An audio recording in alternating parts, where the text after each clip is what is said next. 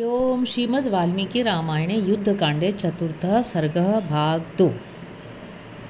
सरांसि च सुफुल्लानि तटाकानि वराणि च रामस्य शासनं ज्ञात्वा भीमकोपस्य भीतवत् वर्जयन्नागराभ्याशांस्तथा जनपदानपि सागरौघनिभं भीमं तद्वानर्बलं महत् निस्सर्प महाघोरम भीम घोषमिवार्णवम। रास्ते में उन्हें बहुत से सुंदर सरोवर और तालाब दिखाई दिए जिनमें मनोहर कमल खिले हुए थे। श्री रामचंद्र जी की आज्ञा थी कि रास्ते में कोई किसी प्रकार का उपद्रव न करे। भयंकर कोप वाले श्री रामचंद्र जी के इस आदेश को जानकर समुद्र के जल प्रवाह की भांति अपार एवं भयंकर दिखाई देने वाली वह विशाल वानर सेना भयभीत सी होकर नगरों के समीपवर्ती स्थानों और जनपदों को दूर से ही छोड़ती चली जा रही थी। विकट गर्जना करने के कारण भयानक शब्द वाले समुद्र की भांति वह महाघोर जान पड़ती थी। तस्य दाशते पार्श्वे शूरास्ते कपिकुंजराः तूर्णमाप्लुवु सर्वे सदश्वा इव चोदिताः। वे सभी शूरवीर कपिकुंजर हांके गए अच्छे घोड़ों की भांति उछलते कूदते हुए तुरंत ही दशरथ नंदन श्री राम के पास पहुंच जाते थे। कपिभ्यामुह्यमानौ तौ शुशुभाते नरर्षभौ महद्भ्यामेव संपृष्टौ ग्रहाभ्याम चंद्रभास्करौ। हनुमान और अंगद इन दो वानर वीरों द्वारा ढोए जाते हुए वे नरश्रेष्ठ श्री राम और लक्ष्मण, शुक्र और बृहस्पति इन दो महाग्रहों से संयुक्त हुए चंद्रमा और सूर्य के समान शोभा पा रहे थे। ततो वानरराजेन लक्ष्मणेन सुपूजितः जगाम रामो धर्मात्मा ससैन्यो दक्षिणां दिशम। उस समय वानर राज सुग्रीव और लक्ष्मण से सम्मानित हुए धर्मात्मा श्री राम सेना सहित दक्षिण दिशा की ओर बढ़े जा रहे थे। तम अंगद गतो रामं लक्ष्मण शुभया गिरा उवाच परिपूर्णार्थं पूर्णार्थ प्रतिभानवान।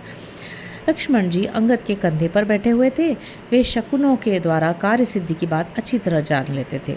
उन्होंने पूर्ण काम भगवान श्री राम से मंगलमयी वाणी में कहा, ऋताम वाप्य वैदेहीं क्षिप्रम हत्वा च रावणम समृद्धार्थाम अयोध्यां प्रति यास्यसि महान्ति च निमित्तानि दिवि भूमौ च राघव शुभानि तव पश्यामि सर्वाण्येवार्थ सिद्धये।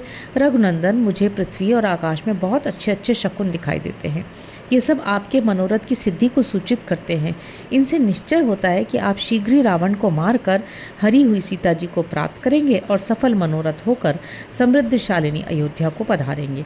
अनुवाति शिवो वायु सेना मृदु हित सुख पूर्ण वल्गु स्वराष्ट्रे में प्रवदन्ति मृगद्विजाः प्रसन्नाश्च दिश सर्वा विमलश्च दिवाकरः उष्णा च प्रसन्नार्चिरनु त्वां भार्गवो गतः ब्रह्मराशिर्विशुद्धश्च शुद्धाश्च परमर्षयः अर्चिष्मन्तः प्रकाशन्ते ध्रुवं सर्वे प्रदक्षिणम्।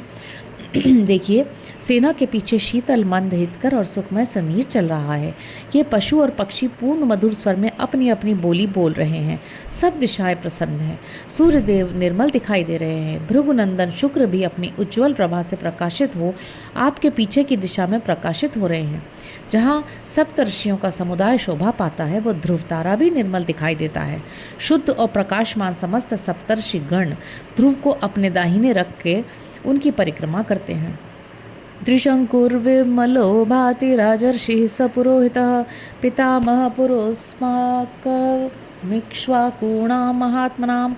हमारे साथी महामना इक्ष्वाकु वंशियों के पितामह राजर्षि त्रिशंकु अपने पुरोहित वशिष्ठ जी के साथ हम लोगों के सामने ही निर्मल कांति से प्रकाशित हो रहे हैं। विमले च प्रकाशे ते विशाखे निरुपद्रवे नक्षत्रं परस्माकम् इक्ष्वाकुगुणां महात्मनाम। हम महामनस्वी इक्ष्वाकु वंशियों के लिए जो सबसे उत्तम है वो विशाखा नामक युगल नक्षत्र निर्मल और उपद्रव शून्य मंगल आदि दुष्ट ग्रहों के आक्रांति से रहित होकर प्रकाशित हो रहा है। नैऋतं नैऋतानां च नक्षत्रं पीडयते मूलो मूलवता स्पृष्टो धूप्यते धूमकेतुना। राक्षसों का नक्षत्र मूल जिसकी देवता निवृत्ति हैं अत्यंत पीड़ित हो रहा है उस मूल के नियामक धूमकेतु से आक्रांत होकर वह संताप का भागी हो रहा है। सर्वं चैतद विनाशाय राक्षसानाम उपस्थितम काले कालग्रहीतानाम नक्षत्रम ग्रह पीडितम। यह सब कुछ राक्षसों के विनाश के लिए उपस्थित हुआ है, क्योंकि जो लोग कालपाश में बंधे हैं उन्हीं का नक्षत्र समयानुसार ग्रहों से पीड़ित होता है। प्रसन्ना सुरसाश्चापो वनानि फलवन्ति च प्रवान्तिरानाधिका गंधा यथर्तु कुसुमा द्रुमाः। जल स्वच्छ और उत्तम रस से पूर्ण दिखाई देता है, जंगलों में पर्याप्त फल उपलब्ध होते हैं, सुगंधित वायु अधिक तीव्र गति से नहीं बह रही है और वृक्षों में ऋतुओं के अनुसार फूल लगे हुए हैं। व्यूढ़ानि कपि सैन्यानि प्रकाशन्तेऽधिकं प्रभो देवानामेव सैन्यानि संग्रामे तारकामये एवमार्य समीक्ष्य तत् प्रीतो भवितुमर्हसि। प्रभो, व्यूहबद्ध वानरी सेना बड़ी शोभा संपन्न जान पड़ती है। तारकामय संग्राम के अवसर पर देवताओं की सेनाएं जिस तरह उत्साह से संपन्न थी, उसी प्रकार आज ये वानर सेनाएं भी हैं। आर्य, ऐसे शुभ लक्षण देखकर आपको प्रसन्न होना चाहिए। इति भ्रातरमाश्वास्य हृष्ट सौमित्रिरब्रवीत् अथावृत्य महीम कृत्स्नाम जगाम हरिवाहिनी। अपने भाई श्री राम को आश्वासन देते हुए हर्ष से भरे सुमित्रा कुमार लक्ष्मण जब इस प्रकार कह रहे थे, उस समय वानरों की सेना वहाँ की सारी भूमि को घेर कर आगे बढ़ने लगी। वृक्ष वानर शार्दूलैर नख धृष्टायुधैरपि कराग्रैश्च रणाग्रैश्च वानरैरुद्धतं रजः। उस सेना में कुछ रीछ थे, कुछ सिंह के समान पराक्रमी वानर, नख और दांत ही उनके शस्त्र थे। वे सभी वानर सैनिक हाथों और पैरों की अंगुलियों से बड़ी धूल उड़ा रहे थे। भीम मंतर दधे लोकम निवार्य सवितुः प्रभाम सपर्वत वनाकाशम दक्षिणाम हरिवाहिनी छादयन्ती ययो भीमा द्यामी वाम्बुद संतति। उनकी उड़ाई हुई उस भयंकर धूल ने सूर्य की प्रभा को ढककर संपूर्ण जगत को छिपा सा दिया। वह भयानक वानर सेना पर्वत, वन और आकाश सहित दक्षिण दिशा को आच्छादित सी करती हुई उसी तरह आगे बढ़ रही थी जैसे मेघों की घटा आकाश को ढककर अग्रसर होती है। उत्तरन्त्याश्च सेनायाः सततं बहुयोजनं नदी स्रोतांसि सर्वाणि सस्यन्दुर्विपरीतवत्।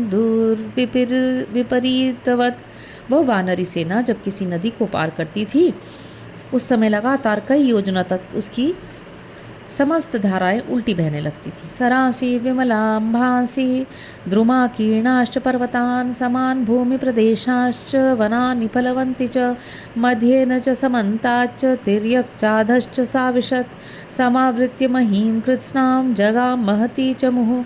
वह विशाल सेना निर्मल जल वाले सरोवर, वृक्षों से ढके हुए पर्वत, भूमि के समतल प्रदेश और फलों से भरे हुए वन, इन सभी स्थानों के मध्य में इधर उधर तथा ऊपर नीचे सब ओर की सारी भूमि को घेर कर चल रही थी। ते हृष्टवदना सर्वे जग्मुर्मारुतरंहसः हरयो राघवस्यार्थे समारोपित विक्रमाः। उस सेना के सभी वानर प्रसन्न मुख तथा वायु के समान वेग वाले थे। रघुनाथ जी की कार्य सिद्धि के लिए उनका पराक्रम उबला पड़ा था। हर्षं वीर्यं बलोद्रेकान् दर्शयन्तः परस्परं यौवनोत्सेक जातर्पात् विविधाश्च क्रूरध्वनि।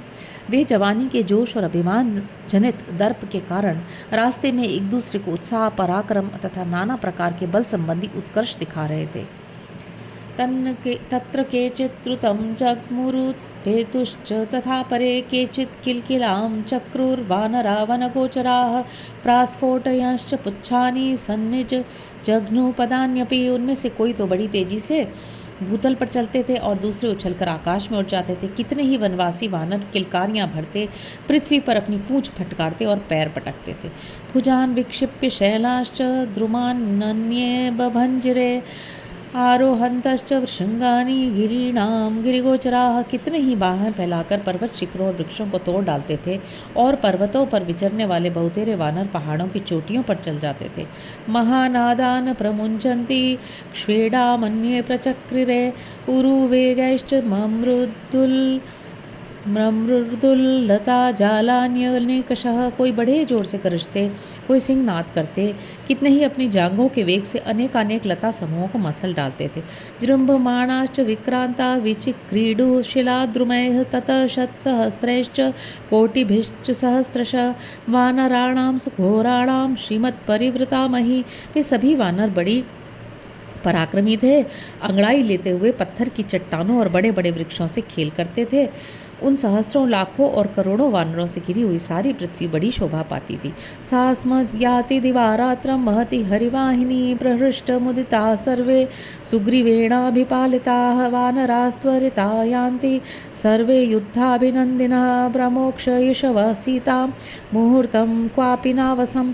इस प्रकार वह विशाल वानर सेना दिन रात चलती रही। सुग्रीव से सुरक्षित सभी वानर हृष्ट पुष्ट और प्रसन्न थे, सभी बड़ी उतावली के साथ चल रहे थे, सभी युद्ध का अभिनंदन करने वाले थे और सभी सीता जी को रावण की कैद से छुड़ाना चाहते थे। इसलिए उन्होंने रास्ते में कहीं 2 घड़ी भी विश्राम नहीं किया। हरि ओम।